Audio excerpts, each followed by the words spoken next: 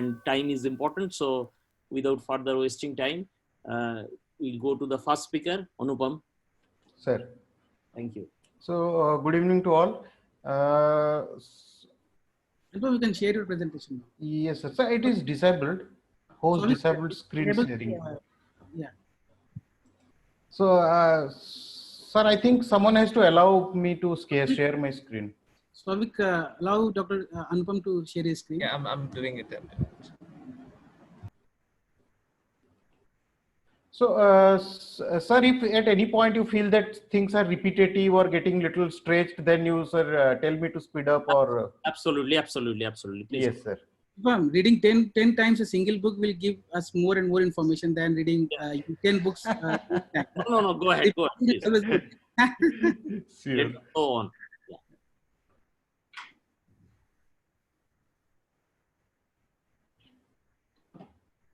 Shovik, you have to make it full screen and share.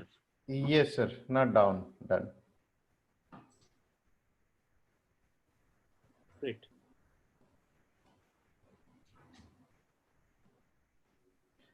Sir. So, good evening to all.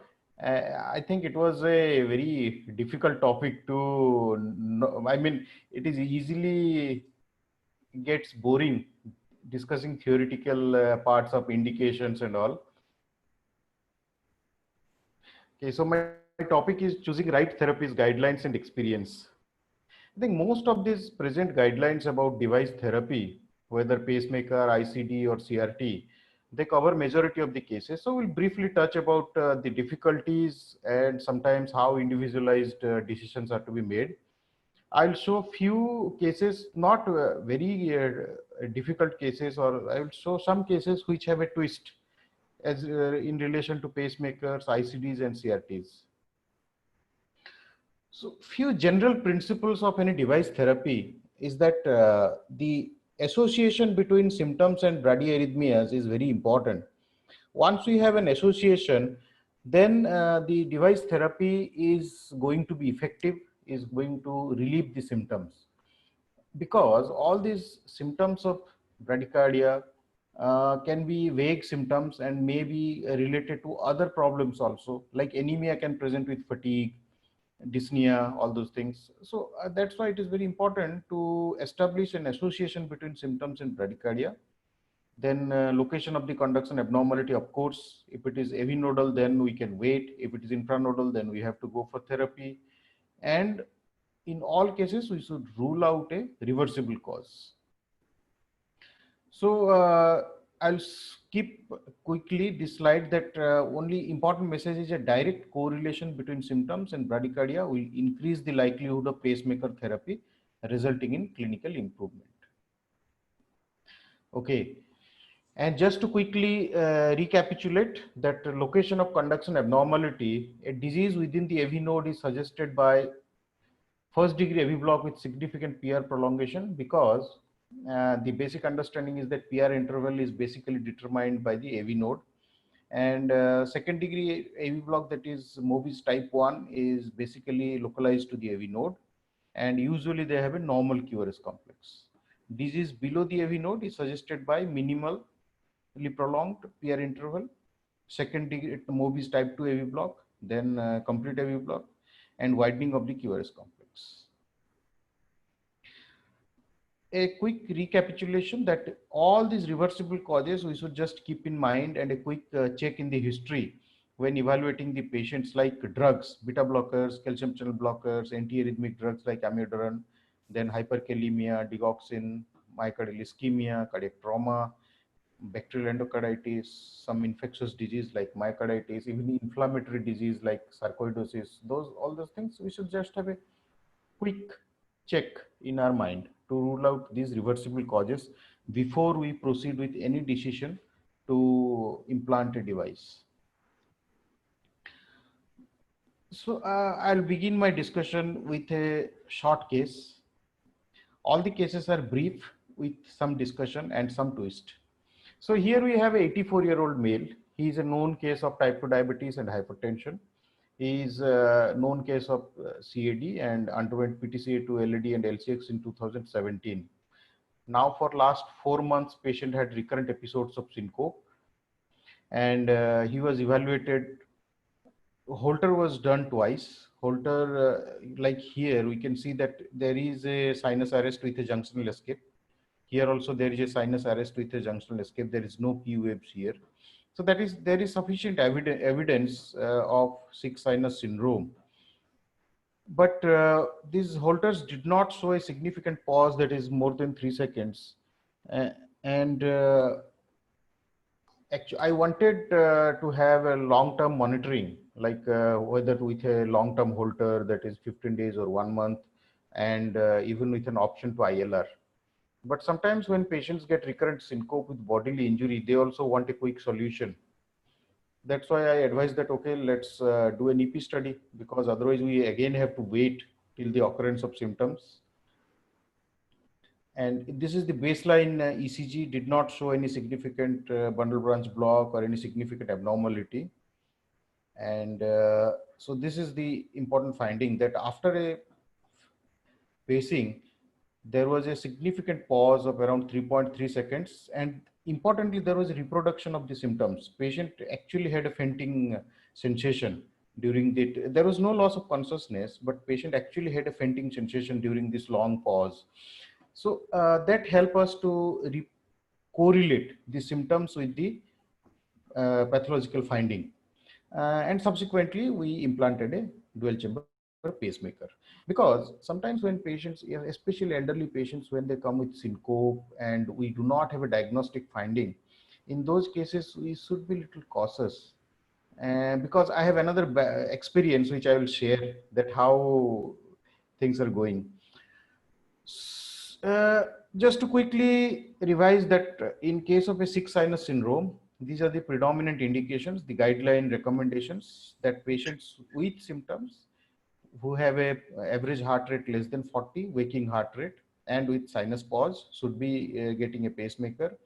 Chronotropic incompetence or exercise intolerance should be getting a pacemaker. Sinus node dysfunction in patient with unexplained syncope also is an indication. Then there are class 2 indications, like patients who have a lesser severity of heart failure, but definite correlation between symptoms and bradycardia. And there are few patients, like patients with tachybrady syndrome, where we have to control the tachycardia, but when the patient is not in AF, then the bradycardia symptoms are predominant. So that is a group where medications cannot be discontinued. Like such patients usually are on rate control drugs or on antiarrhythmic drugs like amiodarone, and the bradycardia becomes very symptomatic.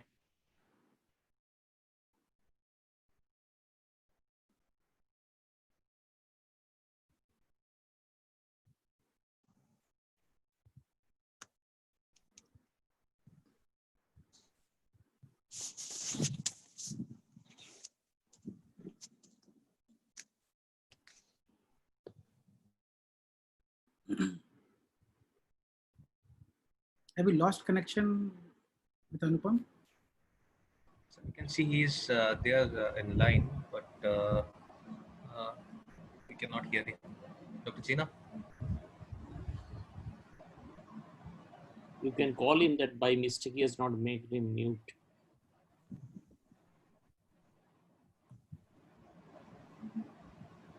Oh, his audio is disconnected. Now he is connected back again. Now we can hear him. Hello. Yeah, Yes, sir, Anupam. you got disconnected. You can come again. Yeah, I don't know.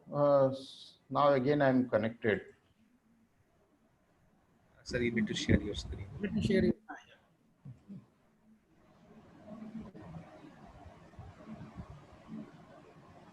Okay. So some of the AV blocks, I mean, some special scenarios I'll show, because most of the common cases, 90% of our patients, they are covered by the current guideline recommendations. But sometimes some confusion occur. Like here we have a case of a 73-year-old female. She was totally asymptomatic, and ECG was done for some health checkup, which showed a 2:1 AV block. And QRS was also normal. So I did a Holter. A Holter, it did not show any high grade AV block. It showed some intermittent 2:1 AV block only, and there was no high grade AV block. And she was asymptomatic. So a 2:1 is a special type of AV block which can occur at the level of AV node or below the AV node. And if the patient is asymptomatic and it is at the level of the AV node, then we should have a watchful waiting rather than putting a pacemaker. So there was only one way to confirm that what was the, so I did an EP. Here we can see that there is a His bundle deflection, but there is no V. So the block is at below the His bundle. It is an infranodal block. So it has a very high risk of developing into complete heart block. And she received a pacemaker. Sometimes these variety of cases which do not fit into the standard guidelines, we have a little twist, and we need to make a definite diagnosis before going ahead with an implantation. So this is a problematic case actually. We had a 72-year-old male. He is type 2 diabetic, hypertensive, and there is Parkinsonism. There was multiple episodes of transient loss of consciousness. It was not fitting into the classical cardiac syncope, that rapid onset, complete loss of consciousness with rapid recovery and no post-ictal, no post-episode finding. But here there was transient loss of consciousness. Multiple Holters were done, MRI brain, EEG, everything was done, and no significant finding was there. This patient, initially I thought that this patient is an ideal candidate for long-term monitoring, because I was not very convinced to implant a pacemaker in this patient. However, because patient had many times patient developed injuries, bodily injuries, so the patient also wanted a quick solution. I thought let us see how the conduction system is. So this is baseline LBBB is there, and PR was around 160 to 190. It was not clearly fitting, but in the presence of LBBB with a borderline PR and syncope, I thought still we'll try to see what is actually happening, whether you will benefit or not. Baseline, there was infranodal disease, conduction system disease was there. Baseline HB was 83. With RA pacing at around 120 heart rate, the infranodal disease actually got worsened. The HB interval progressed to 96 millisecond. But sorry, then I went ahead and put a pacemaker. But 1 month after putting the pacemaker, patient again had some transient loss of consciousness. And now after discussing with the neurologist, we feel that it is the Parkinson plus. Parkinson plus is causing the symptoms of autonomic instability and giving rise to these symptoms. So that is, that is one of the problems. So such patient where we are not very convinced, it is better to go ahead with long-term monitoring for an exact correlation with the symptoms. In this case, even though there are some indications for pacemaker indication is a different issue, but symptom correlation was not there. So that's why even after implantation of the pacemaker, now the patient continues similar complaints. Then there are another specific type of complete heart block, that is congenital CHB, like this, where there is a narrow QRS complex. This is a young male of around 40 years. But in congenital CHB, all cases do not require a pacemaker. Some of the cases will need pacemaker, like those who have a very slow heart rate, those who develop LV dysfunction, heart failure, multifocal PVCs, and who develop valvular regurgitations. So these are some of the special cases rather than the garden variety of cases. To sum up, just to quickly revise that the standard indications, we know all complete heart blocks, acquired complete heart blocks which are not caused by reversible cause, they should be getting a pacemaker. Advanced second degree AV block should get a pacemaker. Type 2 Mobis type 2 AV block should get a pacemaker, and other symptomatic patients should get a pacemaker. Then there are confusing situations where we need to establish that the symptoms are caused due to the bradycardia, symptomatic correlation should be established. If needed, we can go ahead with an EP study also, if there is no clear definition based on the standard guideline indications. So this covers our broadly pacemakers for sick sinus syndrome and the AV node or infranodal. Now I'll go into a little different segment, and I'll show two interesting cases here.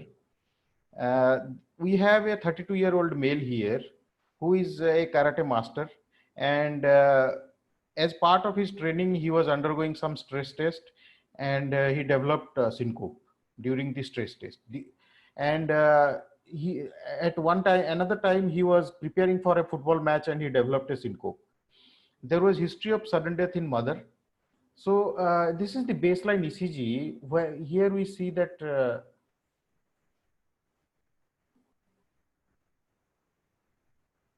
in the baseline ECG, there is early repolarization pattern with ST elevation in 1 and in the lateral leads 1 AVL, and then there are ST elevation in the precordial leads V2 to V4.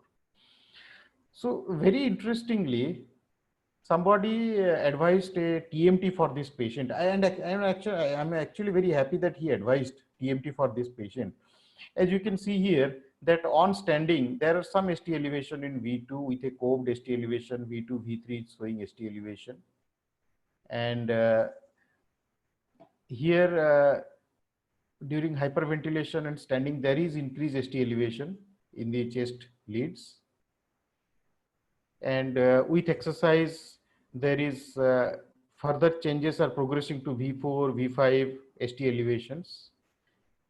And then there is a very nice finding here. Look at the peak exercise. At peak exercise of 9 minutes, this patient develops a type 1 Brugada. There is ST elevation with T wave inversion, and then there is saddleback in the V2. So it almost goes into a type 1 Brugada pattern. So that's a very interesting finding. Then I searched the literature. There are some papers are there that exercise-induced unmasking of Brugada pattern can be there. And especially there was a paper published in Circulation which showed that they have shown that from Japan, that exercise-induced ST augmentation is a predictor of poor prognosis in patients with Brugada syndrome and a history of syncope. And even they have suggested that exercise testing may be a useful diagnostic tool for unmasking Brugada syndrome in patients with a history of syncope or family history of sudden death with or without prior evidence of Brugada sign on the resting ECG. So that is one new and insight for me also, that exercise testing should be considered. And because there was family history of sudden death in the mother and patient had history of syncope. So I discussed with them and they opted that no, we'll go ahead with an ICD. We don't want to take any risk. And we implanted a single chamber ICD to this patient.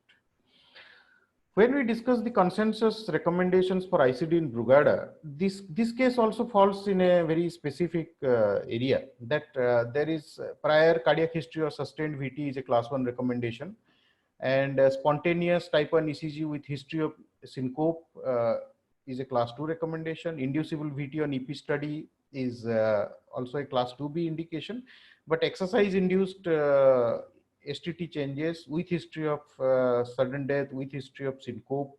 So after discussion with the family, we went ahead with an ICD implantation. Then there is another very niche case. This was a 54-year-old male who presented with episodes of dizziness, and this I wanted to show that look at lead V2. There is a very nice epsilon wave here. So here also in in lead V2 there is a very nice epsilon wave here, and after on echo I found that there was dilated RA-RV, RVOT was dilated, there was low pressure tear. So we did an cardiac MRI and the diagnosis of ARVC was confirmed. Patient had RV dysfunction on MRI, and we had a discussion that there was no documented VT-VF in this patient. And patient also doesn't have a history of syncope, only pre-syncope is there. But there was family history of SCD in brother. And there are some high risk markers on the ECG for ARVC patients, like a global TOF inversion beyond V3 or presence of RV dysfunction. Such cases have a high risk of sudden death. So again, we went ahead with a ICD for this patient. So coming down to the standard indications of ICD, that most of us, we are all aware that ICDs are indicated in two situations: secondary prevention ICD in patients with VTVF or aborted sudden cardiac death, and primary prevention indications. There is absolutely no confusion about secondary prevention ICDs. Only thing is that there are some arrhythmias like RBOT arrhythmia, fascicular VT, all those cases where there is a definitive therapy available, like catheter ablation. Except for such cases, ICD should be offered to other patients with documented VTVF.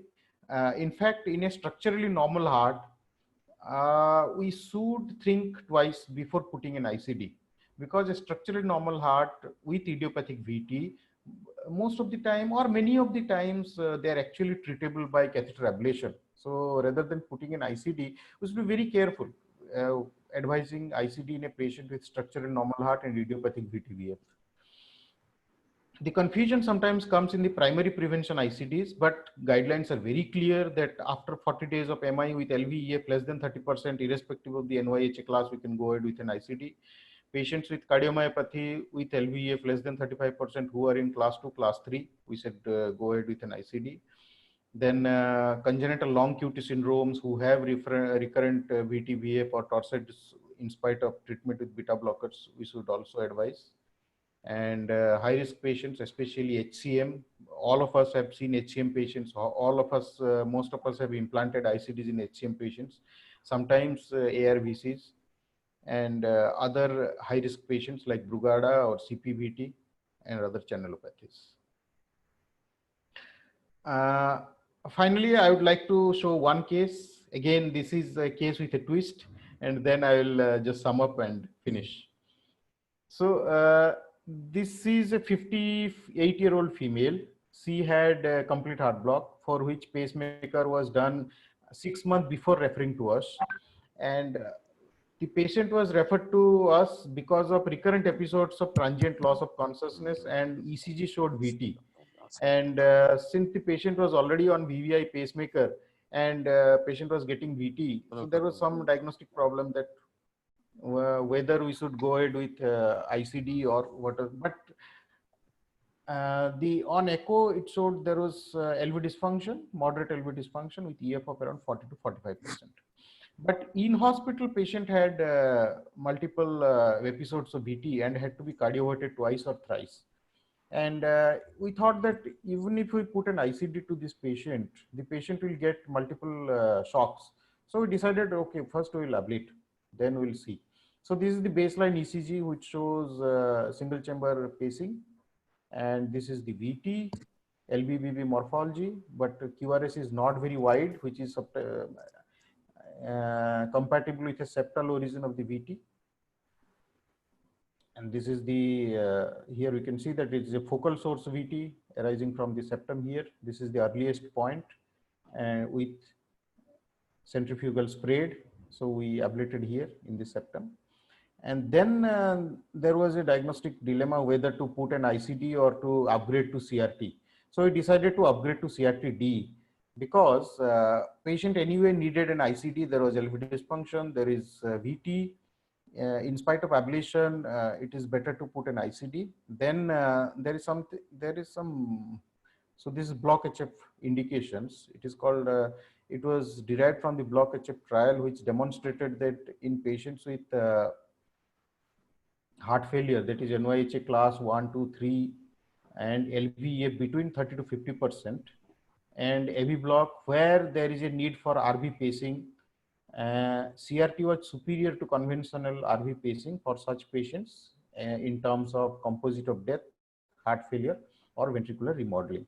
So in this patient, the LV ejection fraction was 40 to 45%, but we opted to go ahead with a CRT-D to take care of the VT as well as, I mean, sudden cardiac death as well as the heart failure part. So just to quickly revise the CRT indications, that patients in sinus rhythm with EF less than 35%, if the QRS is less than 130, then no CRT.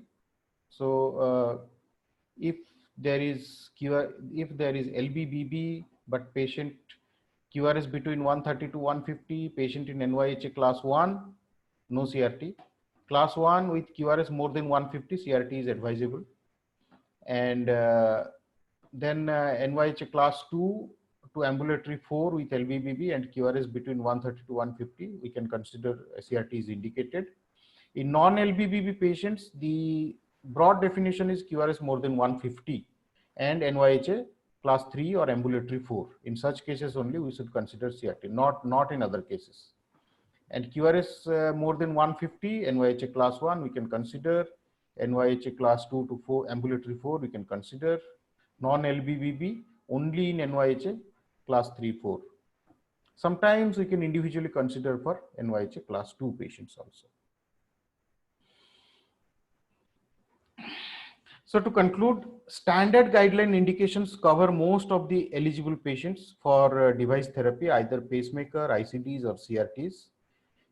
A important message is correlation between symptoms and arrhythmia gives best result after device implantation. Some challenging scenarios will occur which need a very individualized approach. And this is the tagline that putting a device is easy, managing the patient can be difficult. Thank you. Great. So, Dr. Anupam, you have given a lot of foods for thought. I think I just summarize in this way in all your cases. The first case you showed of sick sinus syndrome in elderly patients. What we learned is that rather than doing a carotid massage without knowing the presence of plaque in the carotid artery and embolizing it, it may be better to take the help of electrophysiology study. Although, and sick sinus syndrome is a disease of aging population. So if the same thing happens at 40 years of age, we may not do anything. The other cases, what you showed, all elegant. The only issues is that we had a standard teaching earlier that if you have some ST changes in V1, V2, don't think it is just repolarization abnormality with syncope, particularly with a family history of SCD. Now, Asmalin is rarely available, or if you are not a dedicated EP person, you don't get a Asmalin, and how to use it, you don't know. So this new concept that if you are in the TMT and your defib is ready, so that's a good case. About your congenital complete heart block, these patients mostly deny to have a pacemaker because they says, I don't have any difficulty. So then those heart endpoint comes, that persistent bradycardia and the heart failure or raised anti-proBNP baby indication. This case of VVIR with a single chamber pacemaker, you did rightly ablate the ventricular tachycardia as much as possible, because if you just put a ICD or CRTD, then your device will be exhausted soon. And with the newer modes of your mapping, ablation in this sort of cases is actually not very difficult.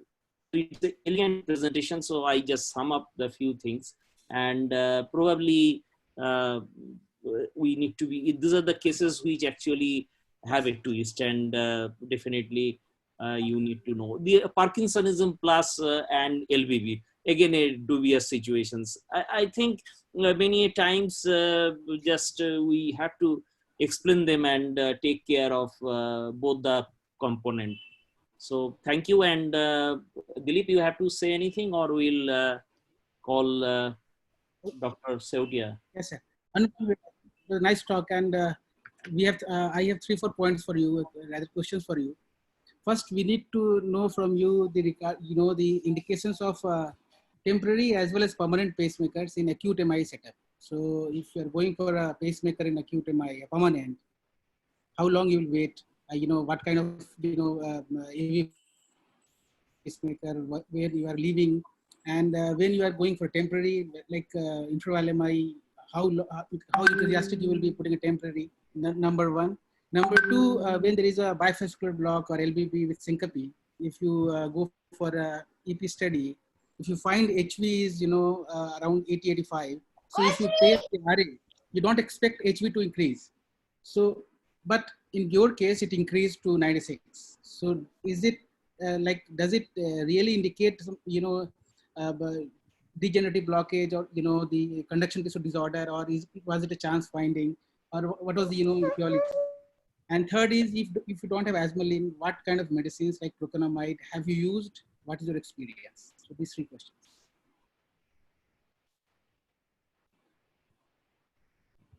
Unmute yourself, Anupam. Thank you, sir. Thank you for the question. So Sunip sir will also help me in case of ACS. I think in the anterior wall MI, as we know, the complete heart block in the anterior wall MI, they rarely revert to sinus rhythm because of the necrosis of the conduction system. But inferior wall MI, definitely there is a chance of recovery after revascularization. So there is the waiting period up to 7 days to 12 days, we should wait ideally. But then it has to be individualized. And putting a temporary pacemaker, normally if there is an AV block in the HCS setting, it is a standard practice to put a temporary pacemaker. And the waiting period varies, it has to be personalized that what is the chance of recovery in this patient.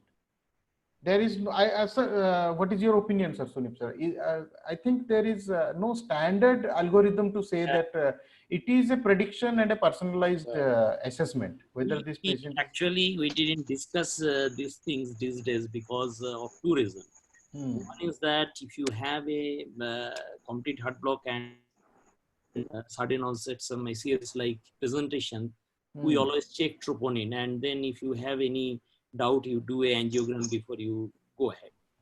This is for inferior wall MI, and you fix the RCA or circumflex, whatever it is, and wait. I think there is no point in saying that how long we are going to wait. We need to give antiplatelets, so without holding them and putting a pacemaker, most of the time it's settled. The other time when it doesn't settle is if you have a coexisting LAD stenosis significant. So that is also you need to fix. In anterior wall MI with a complete heart block, they don't do well whatever you do. Yes, so sir. I probably tell them die. that Most of them die. Most of the time will die. So I prepared them like this. That don't do anything, just we have to think that if he recovers, he will recover because of revascularization, not because of pacing. No, my question had a specific angle, Anupam. This is a situation when patient has inferior wall MI, he is in complete heart block, okay, maybe suprahesion block, and you have revascularized the patient. He is asymptomatic, but he is in complete heart block. So whether you are going to wait for how long, whether you go to pacemaker, this is the scenario. Yes, sir. Yes. So that's a very nice question. Actually, I have a personal experience with that. So one of my patient had inferior wall MI with complete heart block, and we opened the RCA, but patient remained in complete heart block. The QRS was narrow; it was 110, and escape rate was more than 60. So I waited for, kept the patient in hospital observation for around 5 days. Then after 5 days, I did a Holter just to document Holter for 48 hours. And there was no long RR pause. The patient, the average heart rate was more than 50.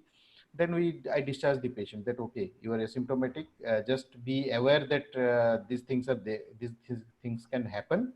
And patient is doing all right. So I didn't, that is one thing that if the QRS is narrow and patient's escape rate is more than 50, then we should do a Holter to assess the escape rate and pause. If there are nothing, then we can wait. Dr. Siotia, you were telling something.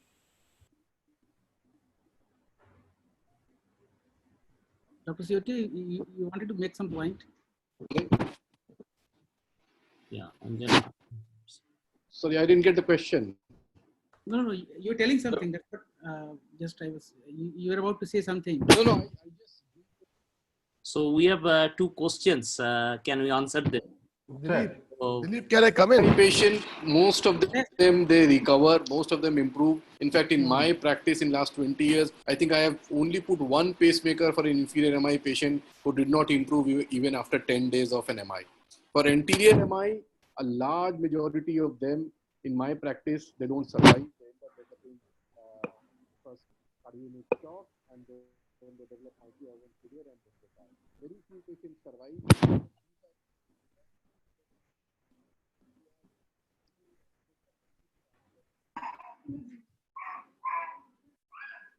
Dr. Sen, yeah.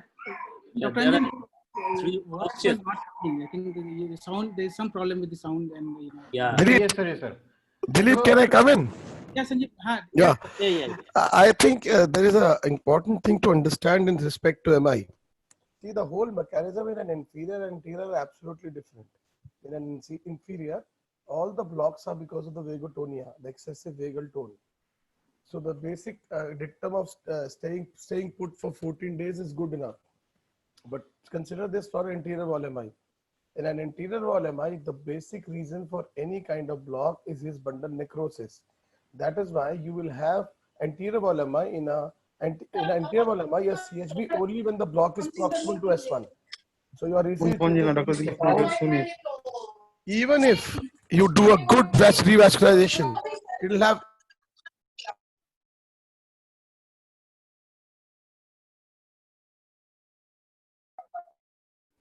Dr. Sanjeev, you have to unmute yourself. Yeah. I think there is a basic difference between anterior wall MI and inferior wall MI. Yeah. You are In an very right. inferior wall MI, it's very, very clear. It's due to vagal tone increased. So you wait for 14 days and you just see the response after that, after revascularization. But if you see the other side of the spectrum, anterior wall MI is basically completely a his bundle necrosis which causes it. Your block is above S1, above the septal. So looking for a response to revascularization is not going to be that useful. Even if you revascularization, most of these patients will come back to you with some kind of block in a month or so. So if you're talking about an indication for a patient in a MI, for inferior, it's the vagotonia. So you wait, the patient might respond. But in anterior wall MI, revascularization has no role to play per se, because most of the time, the mechanism is this bundle necrosis. Sympathetic overactive sets in, they have tachycardia more, and you have CHBs with them. So you need to revascularization, but at the same time, most of these patients will in the end require a pacemaker. That is going to be a requirement once they survive. And as far as sir is saying with respect to their mortality is higher because most of these patients who come with a RBB or an LAHB along with an anterior wall MI means they are in the proximal LAD before S1 itself. Absolutely. So that is the reason. So yeah. First, I wanted to clarify one thing. If there is a broad QRS, if it is intrahesian, then this is your perception where you are going to implant. 7 days, 12 days. Yes. Absolutely. But if it is in narrow QRS, it is a supranodal block, then you have to wait for, you can wait, you may not wait. This is entirely on your duty. Yes, sir. Yes, sir. And we should Actually, do one point I would like to make, Dr. Sikdar here. Yeah, sir. Yeah. I had experience of 2 patients of anterior wall MI developing CHB post primary PCI on 3rd day, and both exactly on 3rd day. Both of these patients were followed up and ultimately discharged home, and their block improved and there was no further block, and they are following up with me for 2 years, and ejection fraction is something around 35-40%. But they didn't have any block in further. I think in the primary PCI situation, many of the time we revascularize early, some necrosis does take place, but there is a possibility that there is improvement also if the primary PCI is done early. And both of these patients had double vessel disease, LAD and RCA. But you'll have to understand, Sunandan, what was the escape beat in them? What was the escape pattern in them? I had to put a temporary pacing. I had to put on temporary pacing. But if there was an escape beat we used to come before you put, was it a narrow or a broad escape beat? That will decide a lot of things. That is broad. QRS. Broad, because QRS is broad. Why you have an MI, you have a broad QRS, and this there is also a number of notching inside this QRS. But fortunately, I didn't know because I followed them up for. Interesting thing is that both of them are following up with me And now one of these patients I have lost to follow up, but one of them still follows it up. But that is a practical, anecdotal experience. If I put it from the other side, Dilip, what happened with me was patient discharged back home. 10th day came back with an injury, head injury. Now Yes, his relatives are after us. No, was He lucky. started dual antiplatelet, He and left now he's having a head injury. And why didn't you put? So you're understanding. Even if the line is thin, I would say the line is Yes. thin, but Yeah. there is absolutely no doubt that this necrosis, which occurs in the acute period of a proximal LAD occlusion, because remember these patients will have an RBB or a LHB, never an LBB. An LBB setting in means you have a right-left block both, because your left posterior fascicle is supplied by the right RCA. So it is practically patients who will have an RBB or an LHB. That would mean that you have hit the his bundle.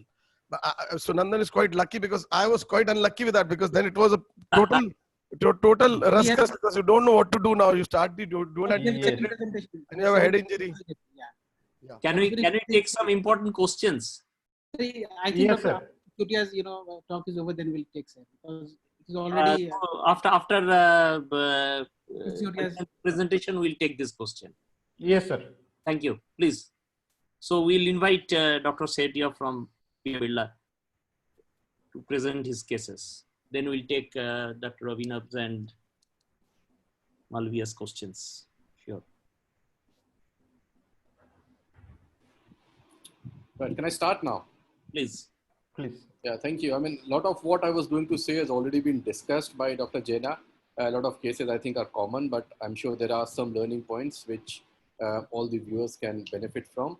I'm going to present a few cases very quickly, and then I'll ask some questions which all of you can answer in your own mind, and then we'll discuss all the cases in the end.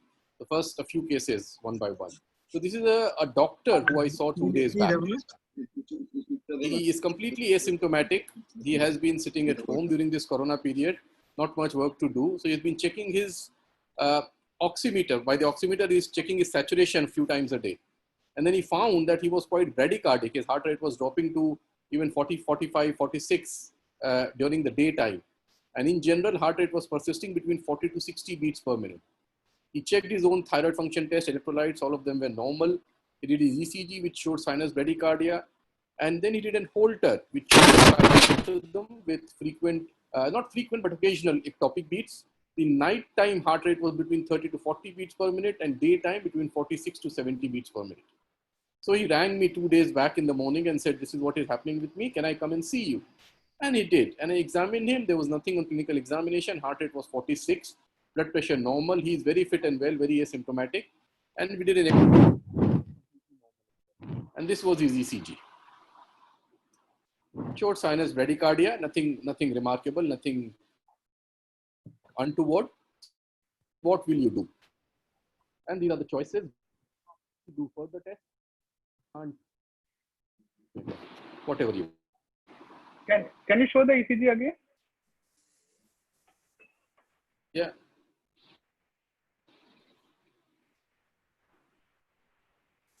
So by criteria, it fits into left ventricular hypertrophy in extremity lead more than 30 in lead 2, but echo EU shade is normal. But with inbuilt. His echo doesn't show any left ventricular hypertrophy. So we'll do more tests. yeah. There's also a short We will come to what I did. Most of these cases, I agree. I accept different clinicians would have done, and I'll tell you what the rationale. This lady is the mother-in-law of a very close friend. Dr. Siotia, we are losing your voice in between. To keep your mouthpiece a bit. Sorry. Can you hear me now? Yes. Yes, we can. Better. So this lady is the mother-in-law of a close school friend, and this is from five years ago at least. It was a day when she was fasting. Went to the toilet and she felt very weak. Sudden started sweating, felt very dizzy, not feeling well. So got up to bed, and then on the day, she had a blackout. She was unconscious for a minute. After that, she was fine. very weak for an almost subsequently. He had some tests done. ECG showed vesicular block. Echocardiogram was completely normal. All the blood tests, lights, hemoglobin, thyroid, she had a whole test that was normal as well. So again, what will you do with it?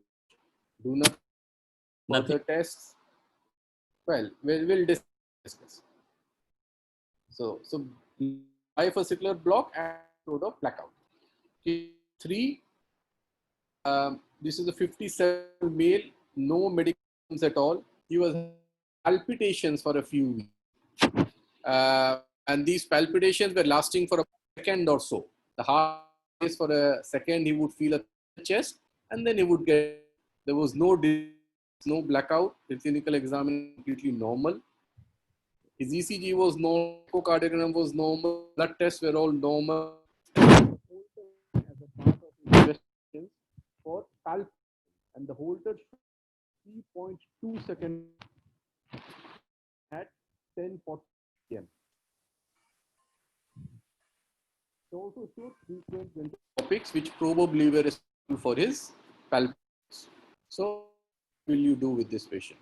Do not do further tests or implant of pacemaker. Case number 4.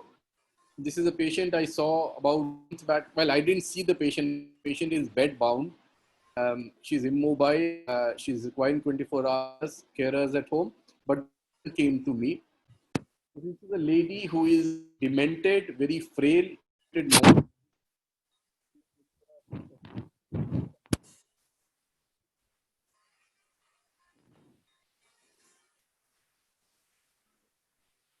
Ciotia, we have lost your voice.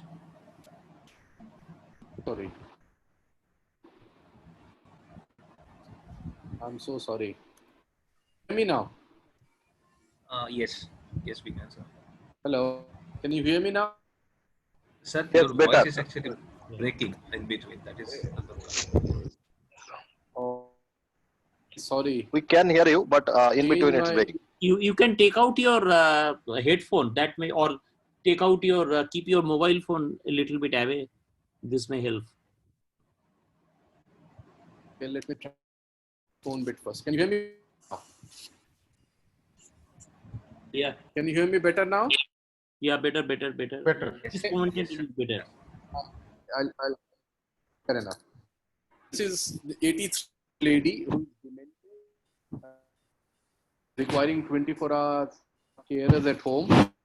She was admitted to hospital with atrial fibrillation fast ventricular rate for received amiodarone to sinus rhythm. Discharged her on outpatient Holter, and her Holter showed typical features of tachybrady. So she was having occasional bradycardia, and she was also having atrial fibrillation.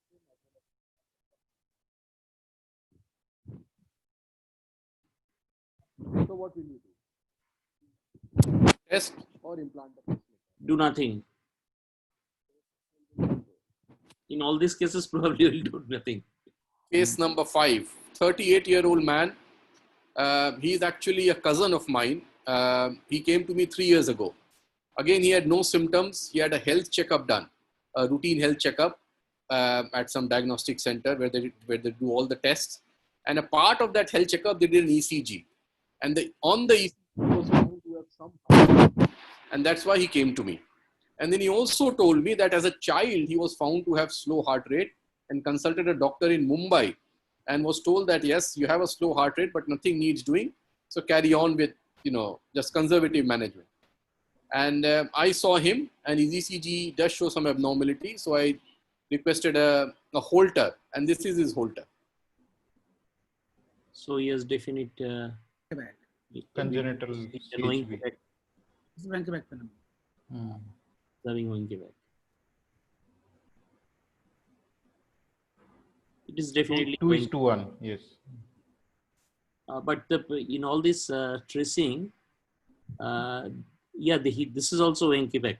Yes, you are absolutely right. So he's showing 2:1 block as well as Wenckebach. Wenckebach. Yeah. And sometimes in 2:1, it's very difficult to know whether it's, type 1 or type 2.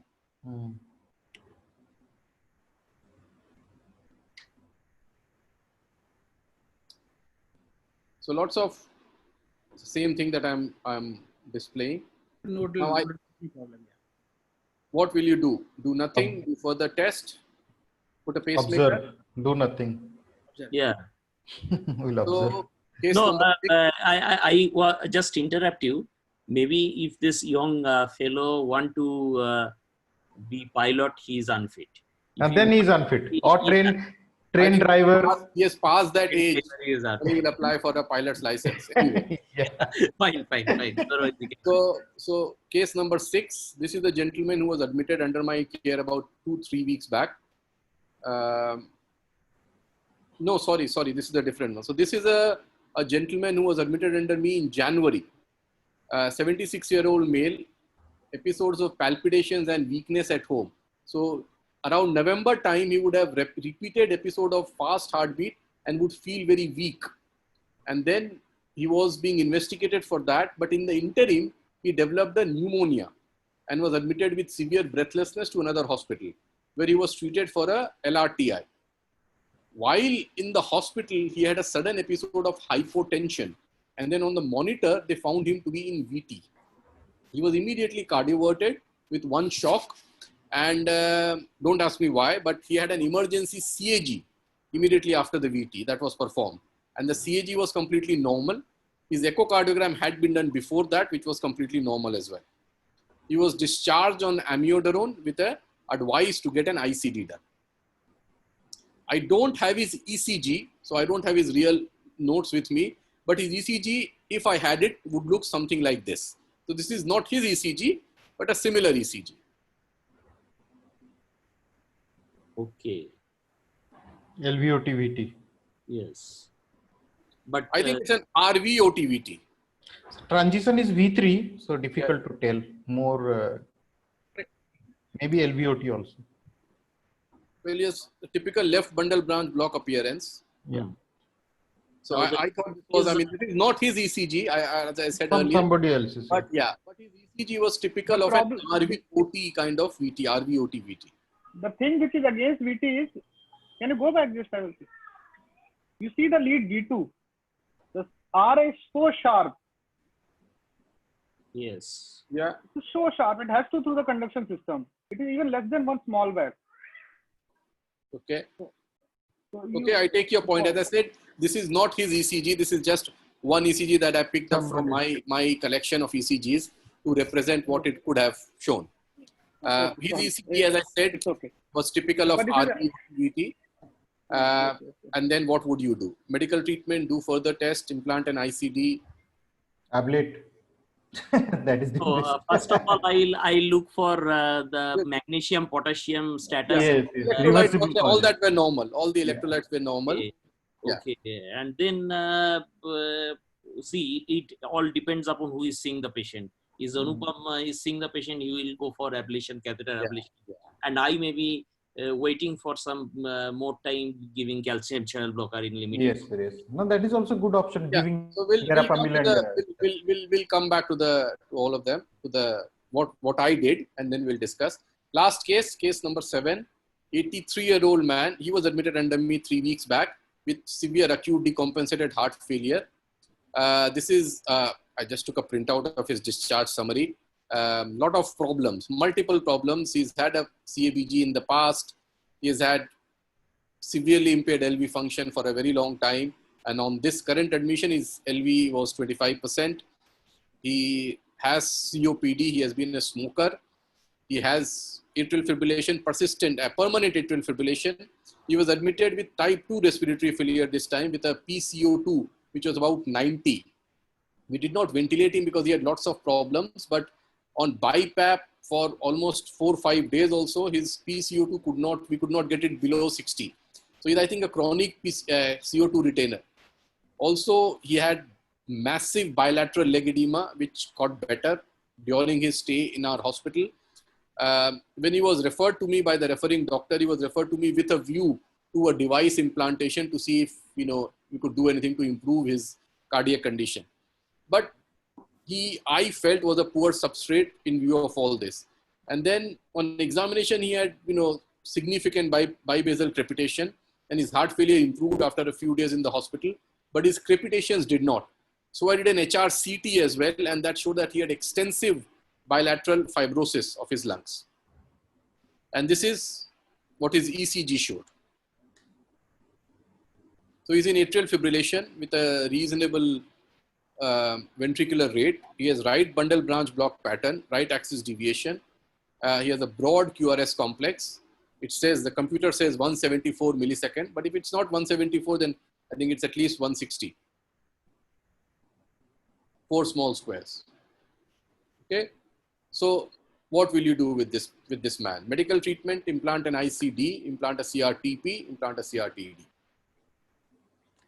And then we come to the discussion, and then I'll tell you what I did. Okay. So this is the doctor who is asymptomatic, sinus bradycardia. So I did a treadmill test on him. This is heart rate at rest. And when he was on a treadmill, then even within 1 or 2 minutes, his heart rate increased. So the purpose of me doing a treadmill test was to see whether he has chronotropic incompetence or not, which he did not have. Okay. So in my opinion, a pacemaker for sinus node disease is indicated only in the presence of symptoms. If patients do not have any symptoms due to a slow heart rate, I don't think there is much to gain from a pacemaker. Yeah. It's absolutely, sir. So I did nothing. I've discharged him. I've reassured him. I've told him that if you have any problem, this is not a decision that is cast in stone. If tomorrow you feel that you are getting breathless or you're feeling tired on doing your day-to-day activity, or you have an episode of dizziness or blackout, come back to me and we'll put a pacemaker. But for the time being, there is nothing that needs doing. Incidentally, his treadmill test was very strongly positive. So I put him on an aspirin and a statin, and I told him that, he may want to get an angiogram done at some point. Okay, so everybody is happy with that decision, or, any? No, that's absolutely. absolutely right. No. One problem is still there. This patient was totally asymptomatic. Yes. So you asymptomatic chronic incompetence still will not get a pacemaker. Yeah, but we have to do something to check that whether he's symptomatic. Even if he, for example, he comes out to be incompetent on treadmill, but he's asymptomatic, he should not get a pacemaker. The guideline says symptomatic chronotropic incompetence needs. Absolutely, that's what I am saying. So I did not put a pacemaker. Yeah. Thank you. So we did not put a pacemaker for this man. Although his Holter showed nighttime heart rate of 35. So I think that is what worried him. When he looked on the Holter, heart rate was 35, 36 at night. He got worried, and that's why he came to me. So I just reassured him and I told him, look, nighttime slow heart rate is normal. And I see a lot of patients who come to me because they've had Holter and the Holter showed a nocturnal heart rate of 40 or 45 or 30. And then they get referred for a pacemaker. And these patients do not need a pacemaker just because when they sleep, their heart rate is slow. That is normal. So then going other way around, let's say you wanted to do you have done a TMT. And what was the basic concept? The patient is asymptomatic. And so you knew that even if the TMT, the chronotropic competence is coming on a TMT, but you are very sure that you will not be implanting a pacemaker since he's asymptomatic. Yes. So was it to dissatisfy him? What was the concept? Because you think he's asymptomatic. Yes, you're absolutely right. This is just for everybody's satisfaction that, look, you have a high vagal tone or whatever. That's why your heart rate is slow. But when you are exercising, your heart rate is increasing normally. So you should not be needing a pacemaker at all. Yeah, so my only concept is that, is there a risk stratification based on this? Not that I am aware of. For patient satisfaction, I think it was done. Does not. No, that's fine. This much workup is indicated. Next. So case 2, this lady, this friend's mother-in-law who had a blackout and had a bifascicular block on ECG. So normally, the traditional teaching is bifascicular block with syncope, you can put the pacemaker in. But her symptoms, if you take a history from her, the symptoms are classical of vasovagal. This is like textbook description of a vasovagal episode. Absolutely. She felt weak, sweaty, dizzy, and then, had a blackout lasting for a few minutes, felt weak almost for an hour after that. Patients with bifascicular block who had blackout due to bifascicular block, their history is very different. They had a sudden blackout without any preceding symptoms, without any autonomic symptoms. They have a blackout for a few seconds and then they are up and about. immediately afterwards. So that's a classical history of a bifascicular block who have a blackout due to bifascicular block going into a higher grade block.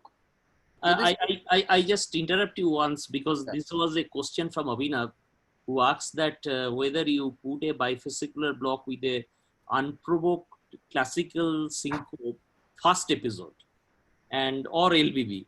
So I think what the guideline says that recurrent syncope, but first syncope and the second symptom may be very detrimental, not only fatal, it may injure you. So in that case, I think we have two issues. One is the profession of the patient, and if the QRS is really wide, then we have to discuss this point. So I think this is a real problem that if this patient, this episode is definitely vasodepressor, absolutely.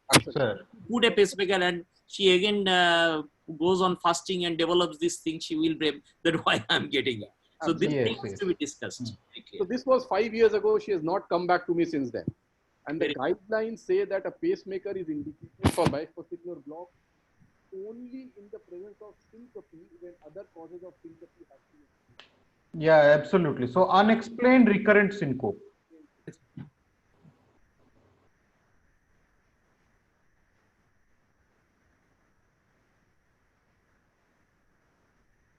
Sita, again we are losing the voice. It is only 1 to 4% in various studies per year. So it is low. Number two, and this is very, very important, that patients with bifascicular block, they usually don't get sudden cardiac death due to bifascicular block. So what they get is blackouts. So unlike patients with complete heart block who can get sudden cardiac death, patient with bifascicular block, they get symptoms first. So you have time to put in a pacemaker. It's not that they will die suddenly. Absolutely. Their LV function is normal. Yeah. So we diagnosed her as vasovagal. The history was very important. You could do a HUD test to confirm it, but in my opinion, it has a low sensitivity and specificity, and the history was very, very typical. So treat the patient, not the ECG. I did nothing. And she has been fine for last 5 years at least. Case number 3. This is a patient who had palpitations, probably due to ectopic beats, and his Holter showed a 3.2 second pause at 10 p.m., 10:43 p.m. So again, asymptomatic sick sinus syndrome. I think Dr. Jaina discussed this, talked about it in detail. So I also thought there was no need for a pacemaker for asymptomatic sinus node disease. This was just detected because he had a Holter done. His symptom was palpitation due to ectopics. Yeah. Now one Amit Malviya has asked one question about this doing a EP study. What is its sensitivity or specificity in sick sinus syndrome? I think my opinion goes that if the patient has a syncope, then and if you have a questionable doubt that it may or may not be, you can do a EP study, but it's not a class 1 indication. So yes, sir. Absolutely. Yes. So it is always better to go for a long-term monitoring and correlate symptoms with our arrhythmic events. Sometimes practically what happens, patient who develop 2 or 3 episodes of syncope and injury, they want a quick fix. So that is, I mean, EP study will show that there is a disease, but it won't show that whether the disease is responsible for the symptom or not. That is the so that is my question. That is my question. That based on EP study, should we decide about the implantation of pacemaker or not? No. So the worst thing you can do is put in a pacemaker and the patient coming back to you with the same symptom for which you were earlier. Dr. Anjan, I have a doubt. Also, you have said that there were multiple. Sorry, I lost multiple ectopics in the Holter along with pauses. Yeah. So were they relevant because multifocal ectopics cardiac MRI can have benefit to diagnose? His echocardiogram now was completely normal. He was asymptomatic. He had just ectopic beats. I don't think. I mean, we can't be doing MRI on everybody with ectopic. Half the world. Not for everybody. Not for everybody. Half the world will need an MRI. No, in absence of family history of sudden cardiac death, and a routine echo is sufficient enough to highlight this issue. ECG normal, echo normal, no symptoms. If he had dizziness, then we would think of. Yeah. Some symptoms we can evaluate further in a very purely asymptomatic patient. Right. It's, Okay. very... So this is another.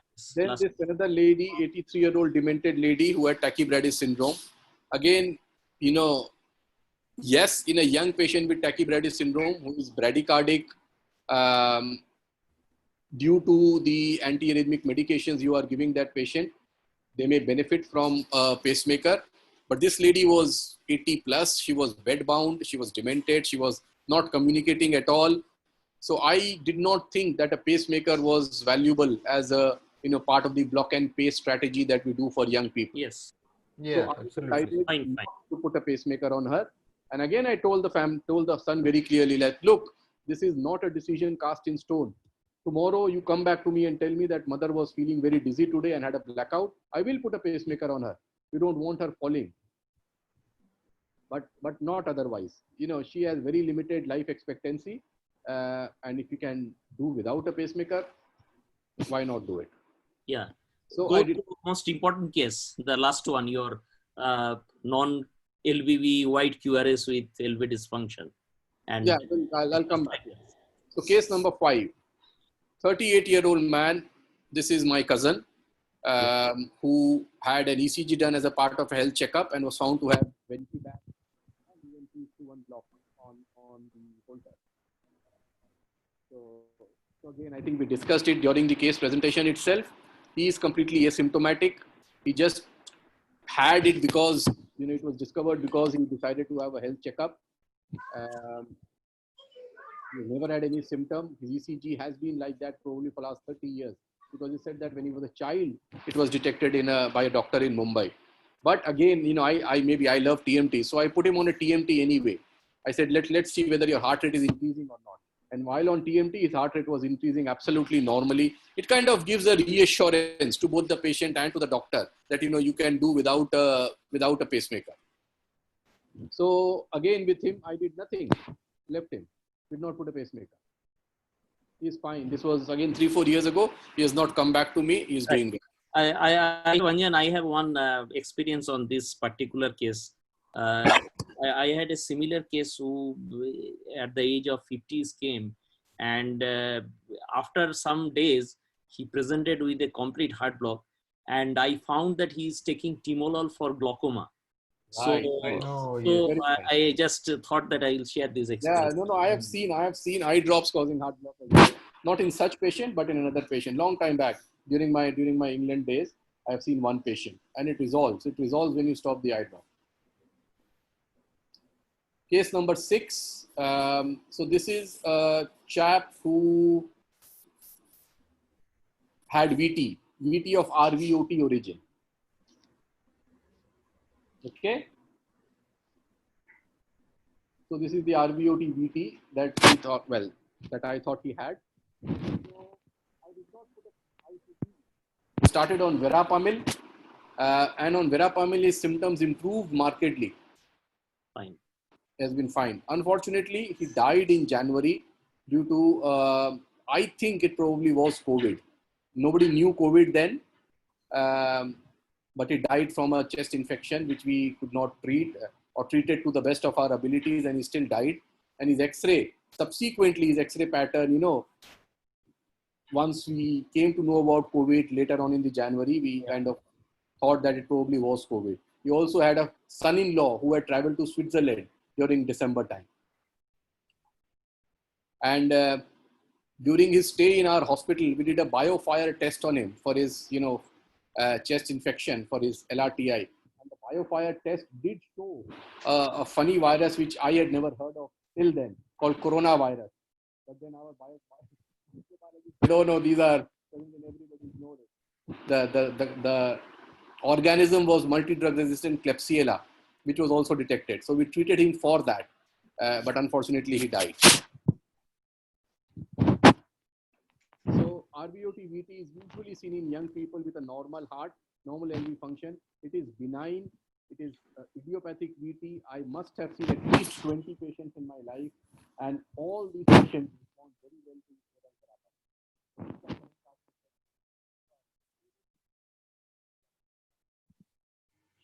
Yeah. Dr. Dr. Anjan, your voice again lost. Sorry. Can you hear me now? So I think it Yeah, is right thing. yeah, better. Yeah. So he started on Verapamil and he got better, but unfortunately died 2 months later. Last patient, case 7, that Sunita was saying, the interesting guy, 83-year-old man with acute decompensated heart failure and this ECG. So he has a non-LBBB type of ECG, a right bundle branch kind of pattern. In my opinion, the patients who respond best to CRT implantation are the left bundle patient. Yeah. The non-left bundle patient are very, plus minus. Sometimes they do, a lot of times they don't. Whereas left bundle patient, they usually respond very, very well. So in this patient, I thought that there were lot of kind of adverse feature. Number one, he was almost bedbound. He was incontinent, so he had no control over his urine. So he was very prone to get recurrent urinary infection. His mobility was zero. He had a hip fracture. He could not walk at all. He had non-left bundle branch block ECG. So he had right bundle branch block. He also had atrial fibrillation that would make, all these things would make the chances of a good response from CRT very low or less than a patient with sinus rhythm and left bundle branch block. Yes. And then on top of it, he had other reasons to be very breathless, like severe COPD, like lung fibrosis, like obesity, like obstructive sleep apnea with severe type 2 respiratory failure. So I thought that, I could put in and the family was very affording. So they were very affluent people, very rich people. And sometimes that poses additional challenge because these people then are very keen to get everything done to get their father better. So, I mean, there is additional pressure on you. But fortunately, they were, happy with the discussion which I had with them. And I explained to them that, look, I can put in a device, a CRT, but I don't think it's going to make a huge difference to your father's longevity or to his symptoms. And they accepted it. And, everybody, I don't need to go through these slides. It has been discussed already by Dr. Anupam, the indications for CRT. And this patient would qualify for a CRT if you follow the guidelines. There is no doubt about that. He would fall in the second line, patient with QRS duration more than 150, non-left bundle branch block. This one here, QRS morphology, LVEF less than 35%. But somehow I felt that there were too many comorbidities and the benefits probably were not as good and the risks probably outweigh the benefit, and left him on medical treatment and did not implant an ICD. So I started off this lecture, this discussion on when to implant a device, when to implant a cardiac device. But then it has ended, it's when not to implant a cardiac device. All the cases that I have shown, 7 cases so far, maybe somebody would have put in a device, a pacemaker, an ICD or a CRT and would have justified it. But I decided not to put the device and treated all these patients without a cardiac device. So in summary, I would say treat the patient, not the ECG. Before doing any procedure on a patient, ask yourself 2 questions. Is the procedure going to improve my patient's symptoms? Or is the procedure going to make them live longer? And if the answer to either of them is yes, then you should go ahead and put it. But if they are asymptomatic and your procedure is not going to make them any longer, live any longer, then there is no point putting in a device. Yeah. Sometimes I agree these decisions are not easy. And then you have to keep into your mind, keep into account the financial aspect of a procedure as well as the risks associated with the procedure. For example, the last case with the CRT has a higher risk than just an ordinary pacemaker. It's a more complex procedure. And there are financial aspects to it. And there are risks in future, for example, of infections and all. So keeping all that in mind, you have to make a decision. And I decided not to put a pacemaker in, but I would leave the floor open for questions. And I'm sure there are people who may disagree with me, but I'm happy to take questions and discuss further. Thank you. No, I think the points are well taken. and we have mostly, there is no new chat box things has come. Will blacklist me now. I'm not putting pacemakers now. Sunil sir, I have yes, please. Like one for Anupam. After the ECG, Anupam, you commented that this is RVT. It can well be an LVOT tachycardia, but the transition was in V3. So what made you think that it could be a LVOT tachycardia? Number one. Number two, to Dr. Siotia, suppose a patient who is in atrial fibrillation, he is not on any beta blockers or calcium channel blockers. He had a history of giddiness once, and with Holter showing pause of 4 seconds. What are you going to do there? Sorry, repeat the question again, please. Suppose a patient has atrial fibrillation with slow ventricular rate. Slow ventricular rate, he is not on only beta blocker or calcium channel blocker, but he has a history of pre-syncope or giddiness once and twice, maybe twice. And his Holter reveals, pause of ventricular pause of around 4 seconds. What are you going to do? Yeah, so for atrial fibrillation,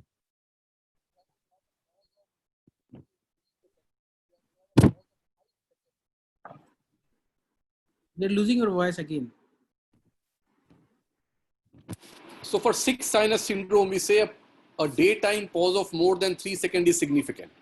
Okay, in atrial fibrillation, a daytime pause of more than 5 seconds is supposed to be significant. So that's number one. Number two, but you are saying that the patient is symptomatic. Patient is getting dizzy episodes.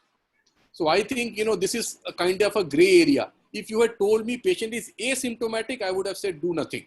Ignore the 4 second pause. But if the patient is symptomatic, then you have to, again, as Dr. Anupam said, you have to correlate the symptoms with the pauses. And if you can do that, then you can justify a pacemaker or else do nothing. Well answered. Anupam, to you. This LVOT or RVOT VT can have LVBV presentation. So it is not necessary that an LVOT VT will present with RVBV. Because a septal VT, the LVOT septum can produce an LVBV configuration. Yeah. The clearest indicator is if the transition is V2, then it is LVOT. V3 on what? Yeah. And if it is V4, then it is RVOT. So V3 is a transition zone, is a gray area. So there are many indicators, like there are some notching indicators, then there is a transition index that is calculated based on the height of the R wave in V2, V3, and the S wave, height of the S wave. And so a transition in V3 can be a LVOT VT or a RVOT VT. Sometimes it is more likely, in some cases it is LVOT. Correct. So you have to calculate. Sinus rhythm ECG helps a lot. Sinus rhythm ECG helps a lot. You just compare with sinus rhythm and see whether transition is later than the sinus rhythm or earlier than the sinus rhythm. Yeah, that is the point. Yes. Yeah. At the same time, you will have a lead one which helps you also. A lead one being very positive, it will be from the posterior RVOT. Chances become in NTR after you have with the LCC, the lead one can become negative because you go towards the left to the midline. So that also can help. But yes, the most important thing is the transition. It's a sinus transition and the OT transition. It's before V2. Is it before V2 or after? Compare the sinus with the tachycardia ECG. Yes. Great. Umesh and Sunandan, any inputs? Unmute yourself, Sunandan.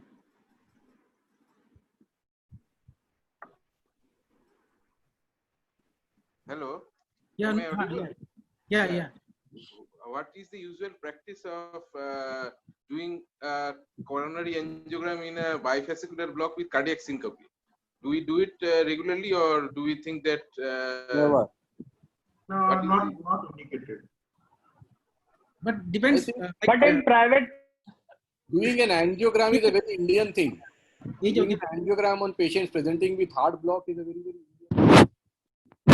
I have seen a lot of doctors, this is not a criticism of anybody, but I have seen a lot of doctors doing angiography on patients who present for pacemakers.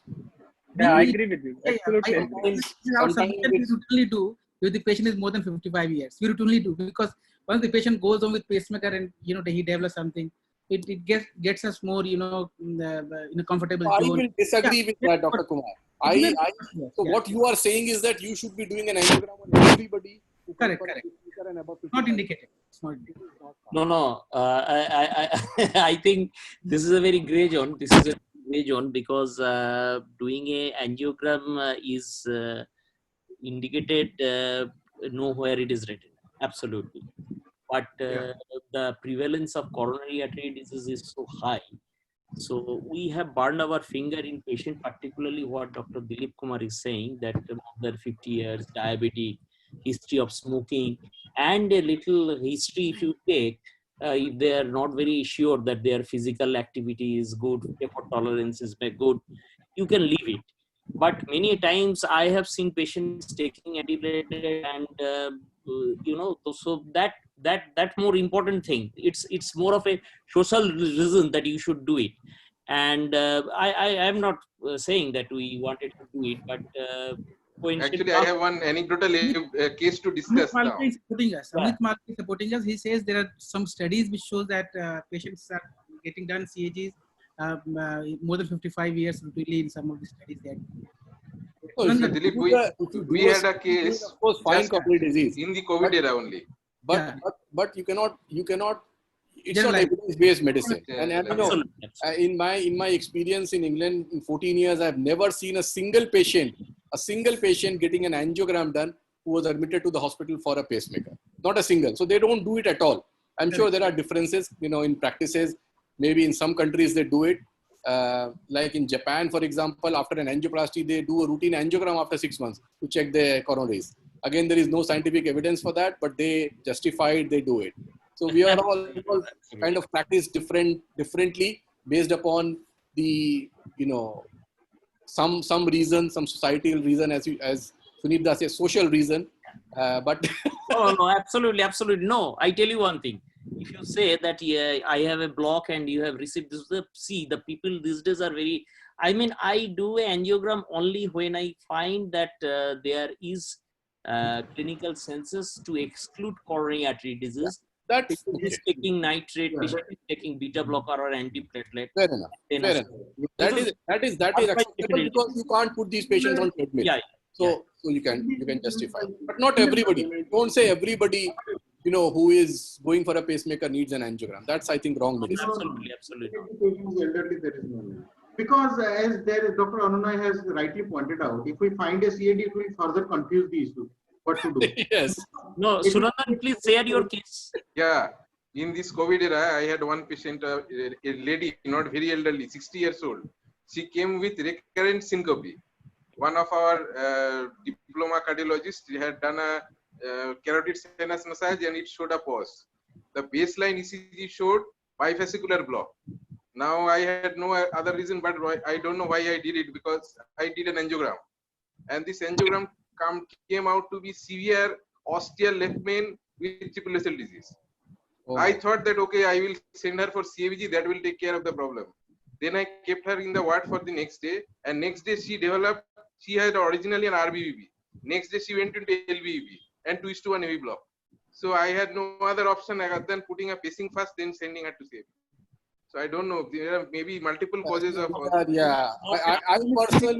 personally would have put a temporary wire and sent her for surgery, and then after surgery observed her, and then if she was still getting symptoms or block, then put a pacemaker. That's what I would have done. But I know it's difficult sometimes. So Nandan, what was the RCA in the initial angio? RCA was occluded. I think distal RCA was occluded. And what did the surgeon observe? What did he tell you in the end? Where was the RCA occluded? No, she has still not been able to undergo a CABG because surgeons on these COVID tests are going on, and all these types of this HRCT. She's under workup. She's still not undergoing the CABG. I asked them to get it as early done as possible, but still she's not done. Very important point, Dilip, is that he's saying from RBB should develop an LBB. See, that's something which is not explainable per se by coronary disease, not a coronary. The coronary thing will only occur if you have a right occlusion also, which has occurred in a person who had a left main and suddenly has developed a thrombus in the right. Then you can have this, but then she'll have a massive deterioration. She has not much chest pain. And Surandan, non-AC setup. ischemic heart is very rarely linked to heart blocks. So if you have alternative, Yeah. Troponin is normal. Troponin is normal. Right. If there are no more questions, I think I'll say bye-bye to everybody. Thank you, Dr. Dilip Kumar, for inviting me. It was a good learning experience for me as well. Thank you, everybody. Dr. Sunip, so Sunip sir, you're wrapping comments and then we'll call it a day. Yeah. Sunip has left, has he? Dilip, one last comment. So what Sunandan is saying is this: enzymes are normal, so they are coincidental findings, na? Yeah. Just did an angio, it's a coincidental finding. Because in COVID, what we are also getting is a lot of heart block. I am not very sure, but this is happening. So I think that heart block, if she is COVID positive, I don't know what you said in the end, but heart blocks are part of per se the disease COVID per se also. Yes. Having a coronary disease, I think, is a coincidental finding. Yeah. Coincidence. It's look like. So thank you so much, everyone, and I hope we'll meet together again next week, and it will be even exciting. And it was a wonderful session with Dr. Anupam Siotia and Dr. Sunip. So thank you, everyone again. Thank you so much. Thank you, sir. Thank you for giving me the opportunity to talk. Great talk. Very good. Great talk. ये पता नहीं था